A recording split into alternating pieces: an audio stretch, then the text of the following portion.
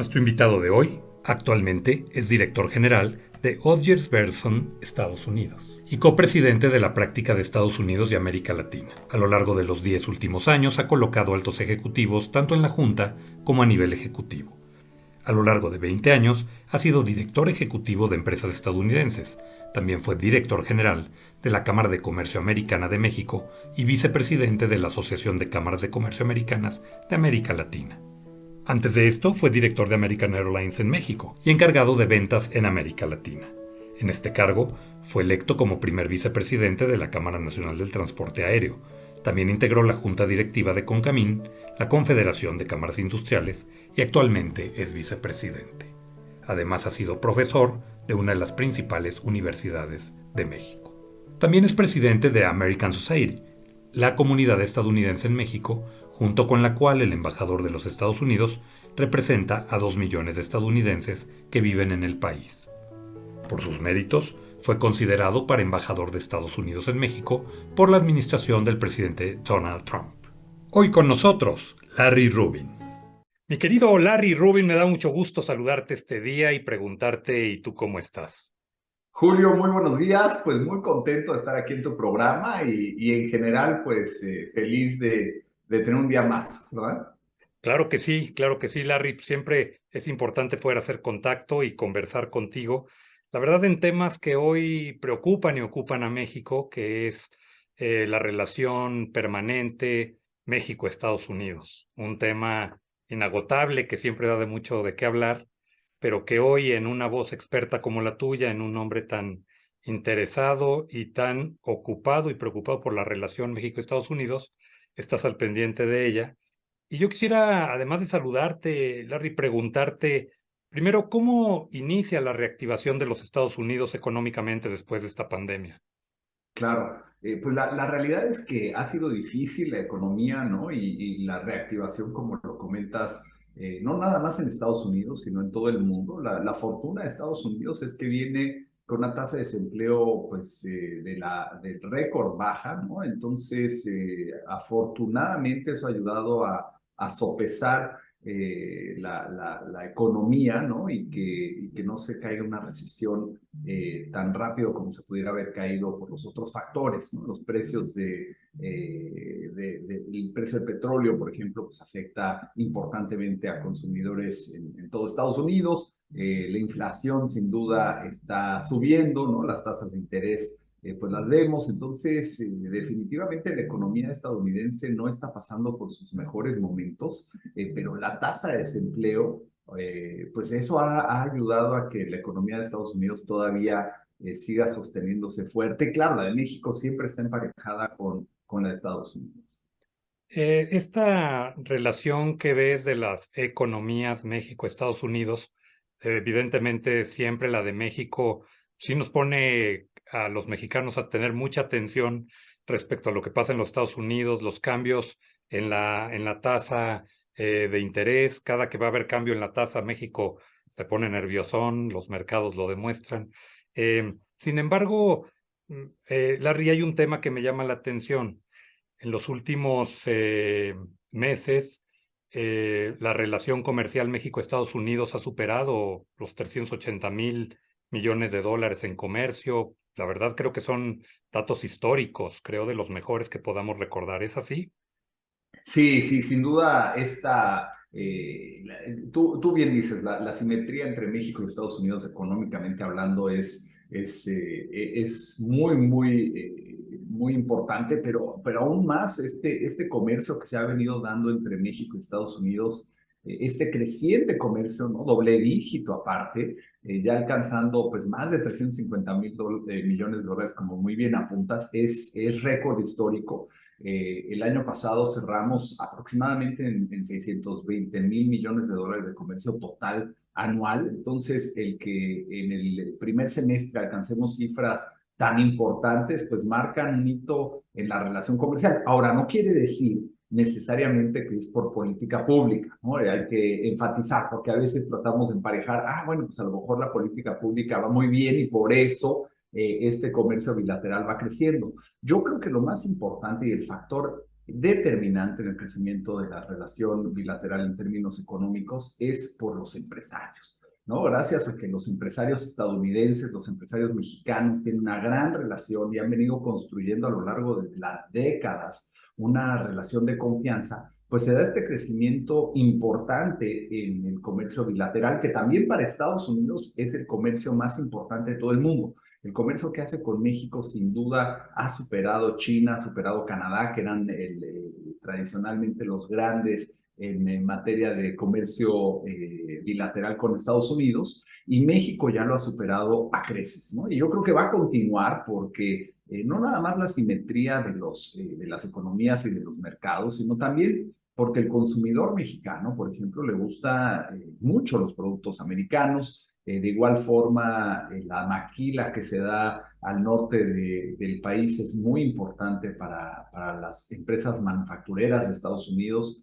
Muchas de ellas siguen apostando y creciendo sus plantas en el país, pero lo hacen pues debido a esta relación tan importante que existe entre empresarios, ¿no? Y yo creo que ese es el factor más importante. Es más, yo apuntaría que si hubiera mejor política pública, se podría traer todavía más comercio y se podría fortalecer aún más la relación comercial entre México y Estados Unidos.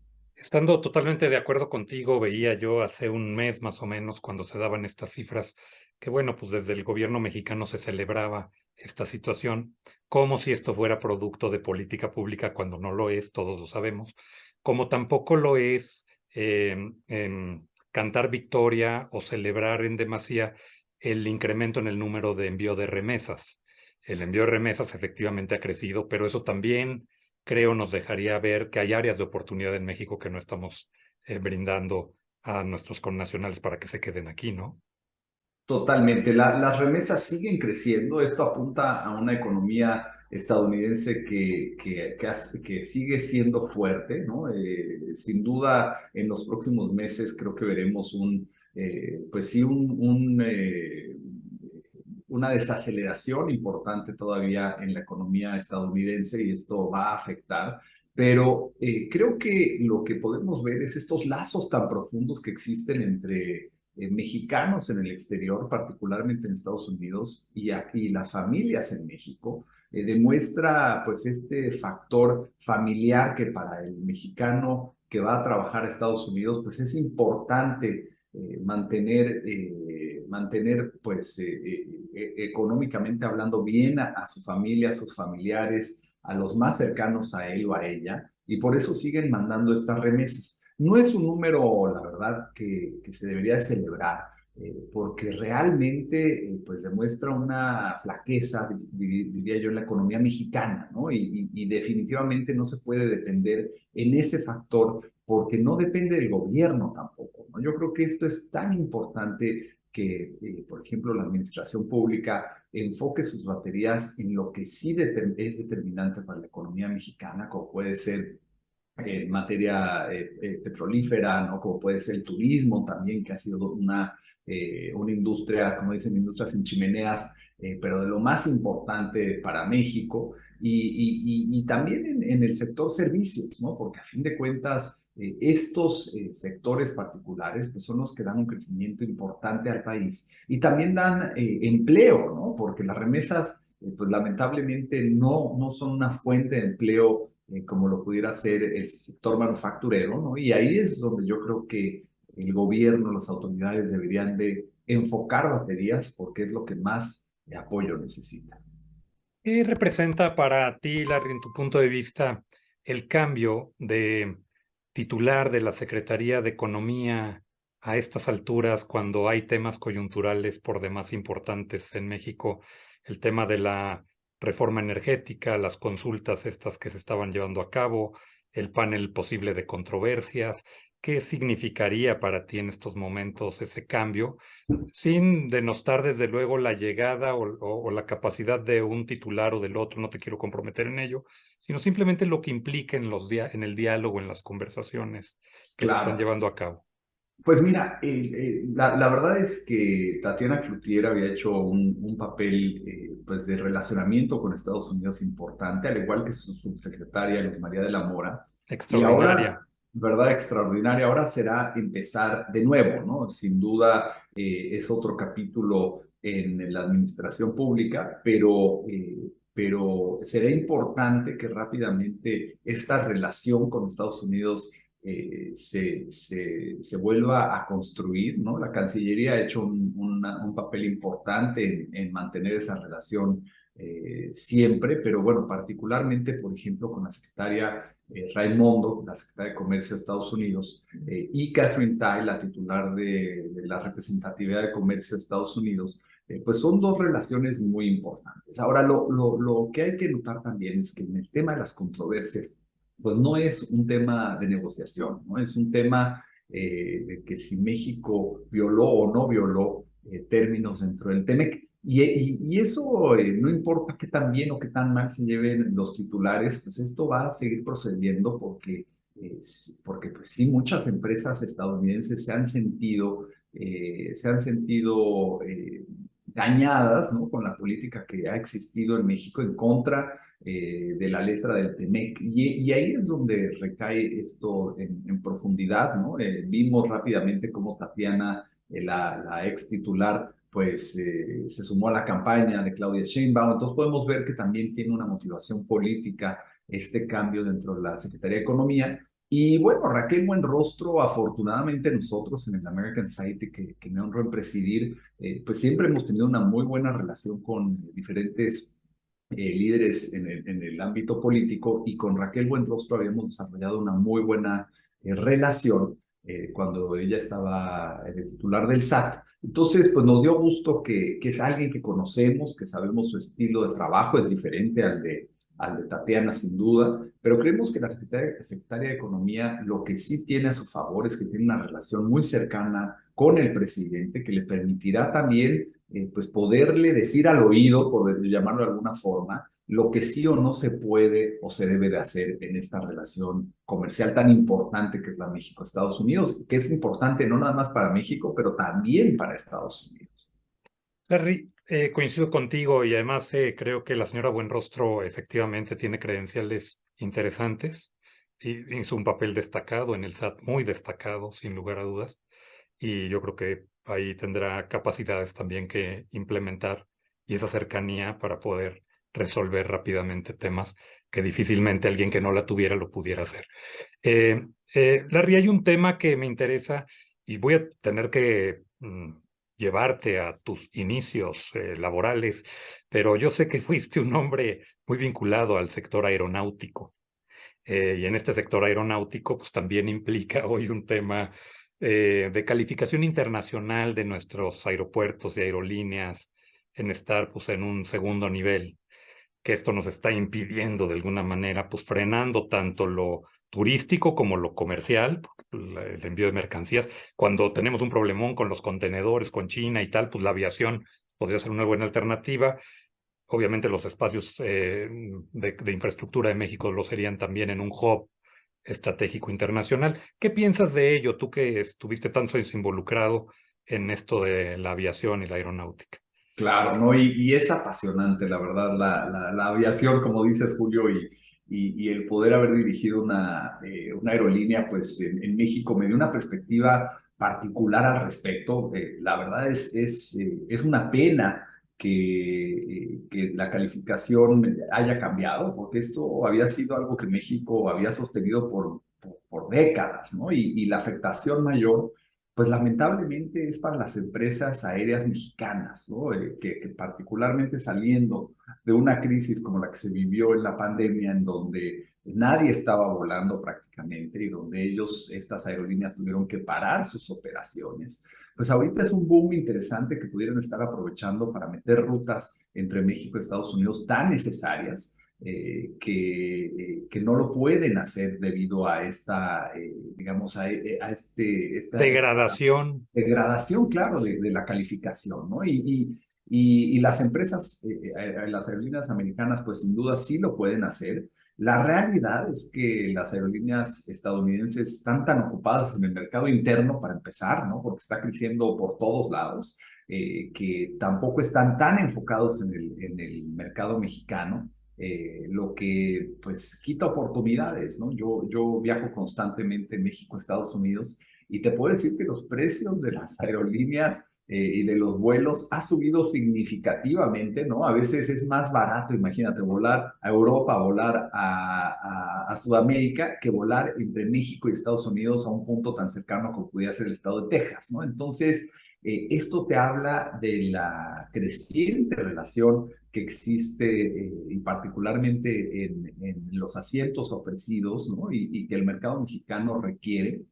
Y sin duda también el tema de la saturación de los aeropuertos, bueno, del aeropuerto de la Ciudad de México es significativo, ¿no? Porque lamentablemente no es un aeropuerto hecho para el siglo XXI, pero tampoco las otras ofertas, ¿no? Pudiera ser AIFA, ¿no? El Felipe Ángeles o Toluca u otros aeropuertos regionales, pues tampoco pueden suplir lo que se necesita hacer para la Ciudad de México, ¿no? Entonces, creo que pues parte de lo que se tiene que hacer en la industria aérea es buscar que esta calificación se pueda volver a alcanzar con la FAA, que la realidad, México pues necesita, tú bien lo apuntaste, los aeropuertos necesitan tener un desempeño mucho mejor que lo que han tenido últimamente, hasta para los viajeros, ¿no es cierto? O sea, a veces hemos tenido que esperar maletas en la Ciudad de México, no por 5 o 10 minutos, sino a veces por Horas.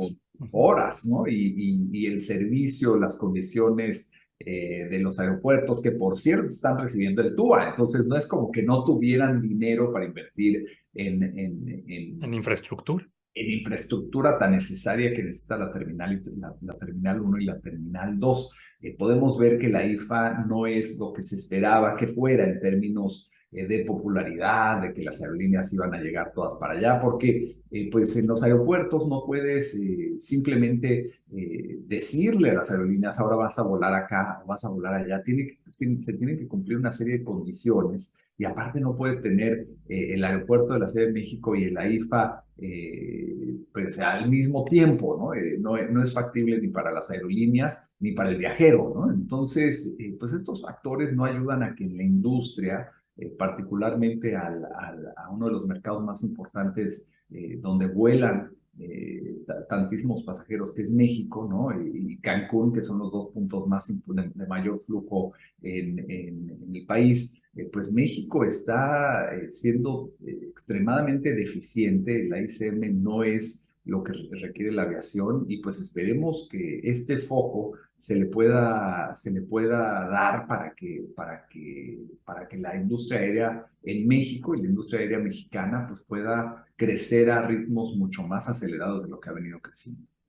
Entiendo que la intención del aeropuerto de Texcoco o el Benito Juárez, el tradicional, la intención de crecerlo a las dimensiones que se pensaba crecer era convertirlo en un hub internacional, ganándole mercado pues, a muchos lugares. Sé que probablemente Panamá, que está presumiendo un nuevo aeropuerto, pues está ganando también posiciones logísticas importantes versus lo que nosotros habríamos dejado de ganar. ¿Es así? Pues Panamá sin duda puede ser un competidor como aeropuerto. Está muy bien centralizado, digamos, entre Sudamérica y Norteamérica, entonces tiene lógica volar a Panamá. Yo he volado a Panamá para conectar a otros aeropuertos, entonces sí tiene lógica, aunque lo más natural sería México por varias razones. Una de ellas, no nada más esta conectividad, este hub que tú muy bien apuntas regional, que bien pudiera ser la Ciudad de México.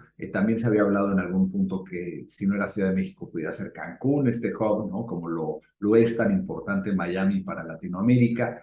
Miami está sin duda, está bastante saturado, entonces un hub en México pudiera ser una alternativa muy interesante, pero también el hecho de que México, pues siendo el socio comercial más importante de Estados Unidos, va a tener un número de viajeros importante siempre, ¿no? No nada más de turistas que quieran visitar las costas mexicanas o los destinos turísticos del país, sino también tienes una serie de pasajeros de negocios que van a volar a la Ciudad de México, ¿no? He seguido pues muy de cerca cómo muchos norteamericanos, estadounidenses, ahora están jóvenes, ¿no? Están yendo a vivir a México, trabajando remotamente porque El les sale más teletrabajo lo barato, permite, claro. ¿verdad? Les sale más barato, las condiciones son muy buenas, tienen excelentes restaurantes, es una ciudad con todo lo que puede requerir un joven o una joven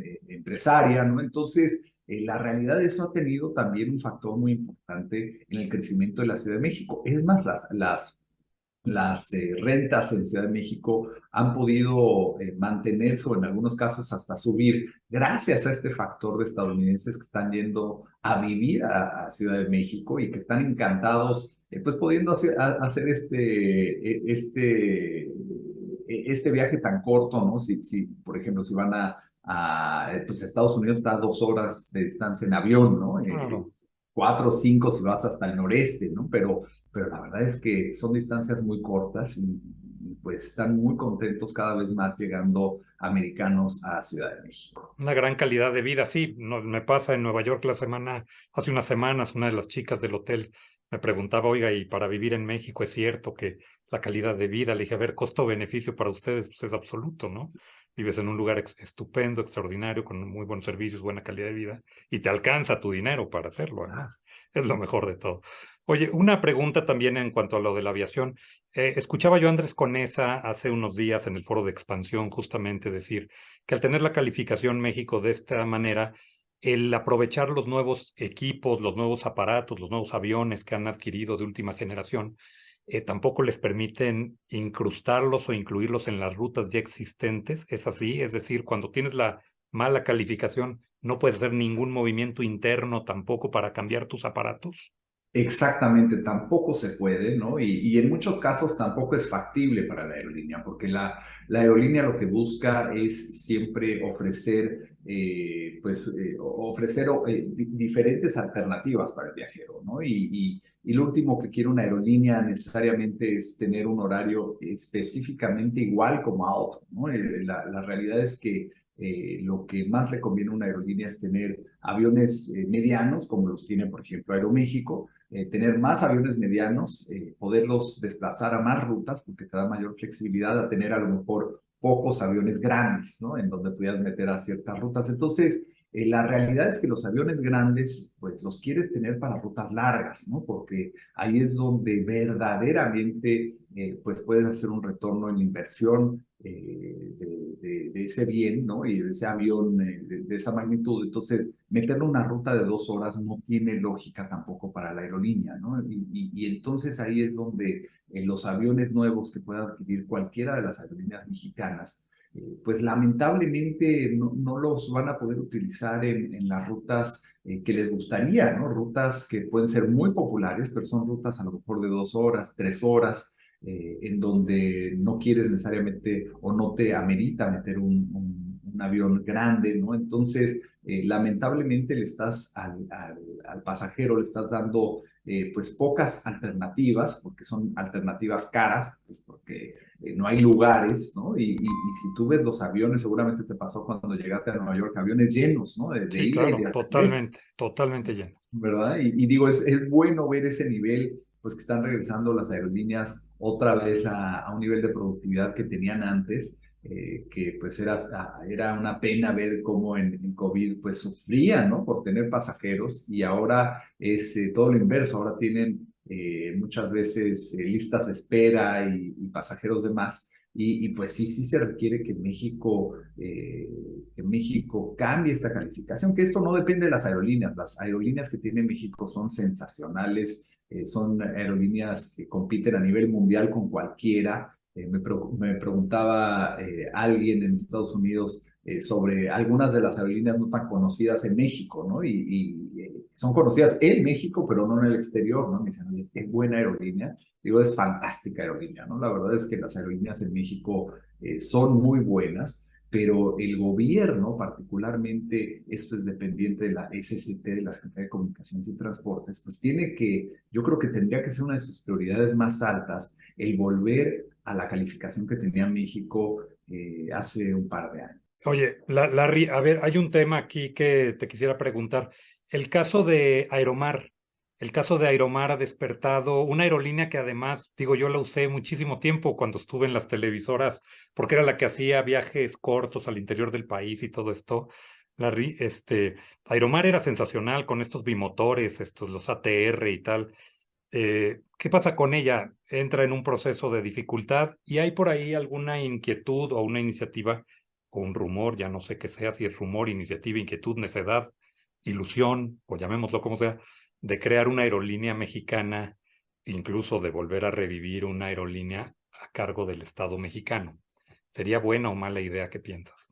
Pues mira, tocando el tema de Aeromar, Aeromar es una de las aerolíneas regionales que ha tenido pues la verdad, en el mercado mexicano, pues ya ha operado por muchos años de una forma privada, ¿no? Ha sido de las pocas regionales que ha logrado, pues estar en el mercado, diría yo, probablemente como 30 años o más, ¿no? La realidad es que pocas aerolíneas logran sobrevivir tanto. En el caso de abrir una aerolínea nueva, pues el tema particular es si es estatal.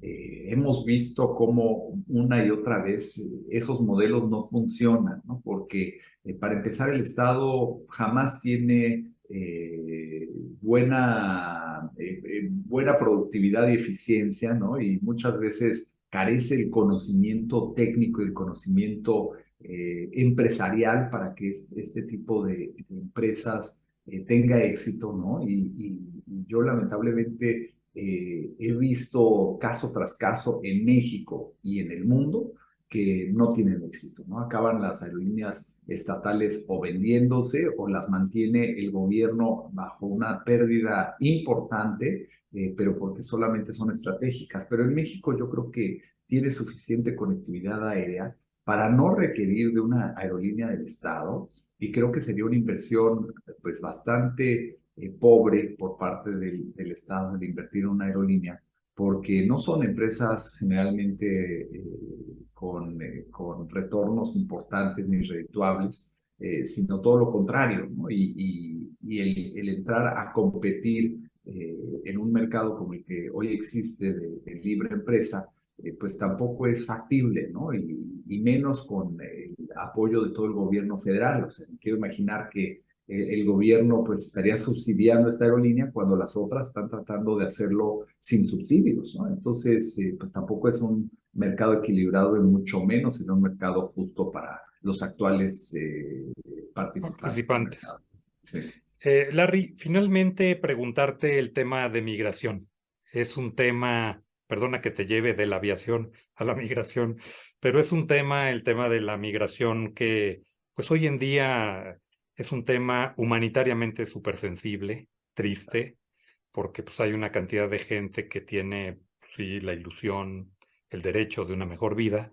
Sin embargo, lo que implica para ellos venir a buscarla a través de cruzar todo México, bueno, cruzar los países desde donde vienen, muchos de ellos desde Centroamérica, luego cruzar México con unas situaciones terribles y luego llegar a un Estados Unidos que pues efectivamente pues tampoco puede ni está con los brazos abiertos esperándolos, porque pues obviamente dónde coloca esa cantidad de personas.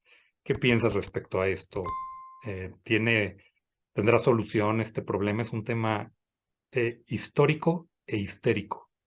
Sí, y como dices, es lamentable por tantas personas que pues no acaban realizando su sueño de llegar a Estados Unidos, ¿no?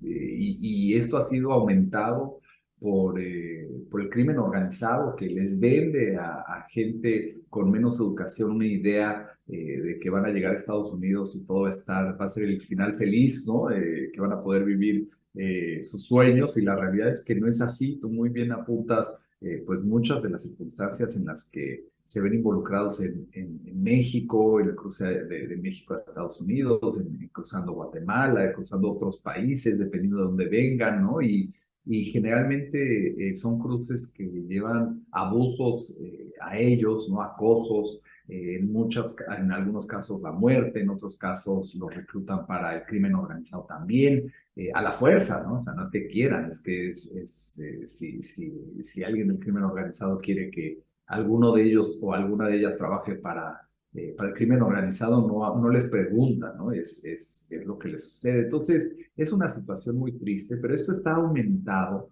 con el hecho de que Estados Unidos, particularmente el Congreso, no ha podido desde hace ya muchísimos años legislar para arreglar este asunto, ¿no? Este es un tema que el Congreso no ha tomado las riendas suficientes para resolverlo el Congreso de Estados Unidos y que se requiere, ¿no? O sea, los legisladores son parte del reto tan grande que tiene migración y no nada más el Poder Ejecutivo, porque el Poder Ejecutivo lo que debe o tiene que hacer es cumplir la letra de la ley, ¿no? Y si la ley marca A o marca B o marca C, pues esa es la ley en Estados Unidos. Lo que sí tiene que pasar es que la legislación tiene que permitir que el sistema sea lo suficientemente flexible para Estados Unidos en materia de que pues, en algún momento se ha dicho que sea una meritocracia, ¿no?